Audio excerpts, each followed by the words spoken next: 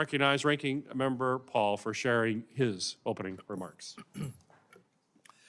In the prophetic words of John Adams from 1765, liberty cannot be preserved without a general knowledge among the people of the character and conduct of their rulers. Fast forward nearly 250 years, and the essence of Adams' assertion couldn't be more pertinent.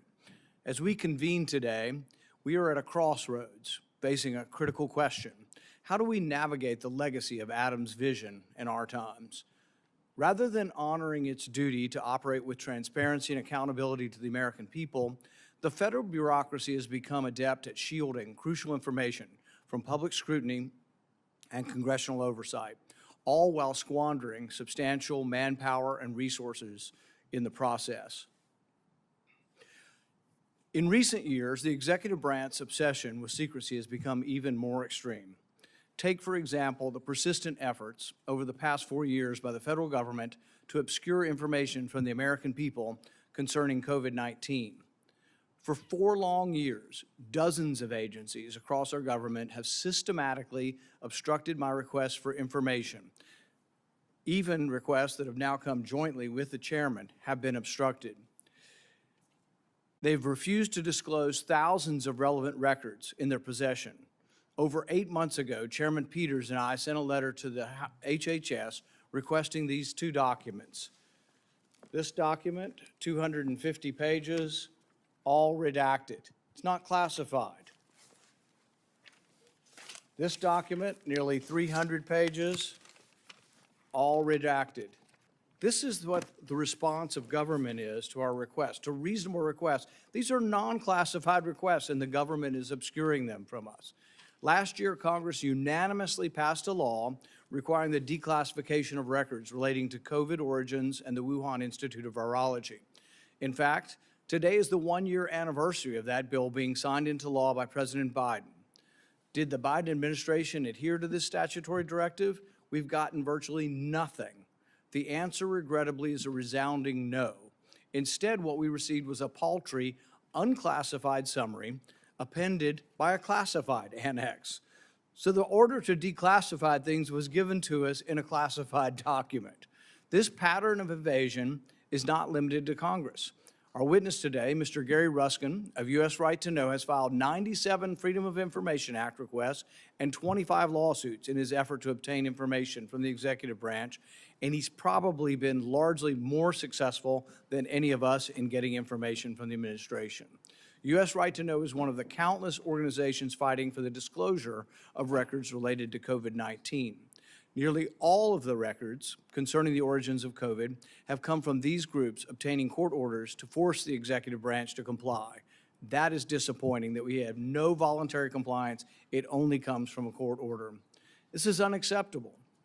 Every one of the federal FOIA officers should be at this witness table today telling us why they're costing the taxpayer thousands of dollars fighting records requests in court, spilling black reductions all over the pages that should be public, and obstructing our congressional mandate to perform oversight over the federal government. This obstructionism, typified by extensive redactions, bureaucratic red tape, and legal barricades, undermines the very foundation of our democracy. The importance of a transparent record system cannot be overstated. When the government cloaks its actions in secrecy, it fosters an environment of mistrust. Federal bureaucrats appear to have no shame in their efforts to evade freedom of information laws and withhold information from the public. For example, David Morenz, one of Dr. Fauci's top advisors, is accused of improperly deleting COVID-19 origins material and using his own personal email to avoid FOIA during the pandemic. How do we know this? Well, he admitted it in writing. Dr. Morenz's own emails show that he hides his NIH work from FOIA by using Gmail. In a September 2021 email, Dr. David Morenz wrote, "As you know, I try to communicate on Gmail because my NIH government email is FOIA'd constantly. Stuff sent to my Gmail gets to my phone, but not to my NIH computer." He's willfully telling people to break the law to avoid the Freedom of Information Act. If that wasn't bad enough, He even said he would delete anything that he didn't want to see in the New York Times, also against the law. It is imperative that we hold these federal agencies to a higher standard. The government has a constitutional duty to respond to our requests and provide adequate answers and access to records. Today's hearing will shine a light on the failures of our current public records and freedom of information laws.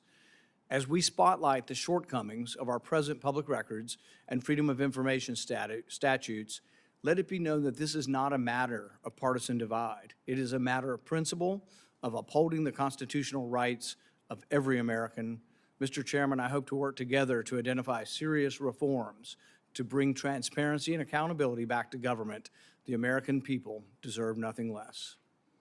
Mr. Chairman, I ask unanimous consent to enter the Dr. Moren's emails into the record.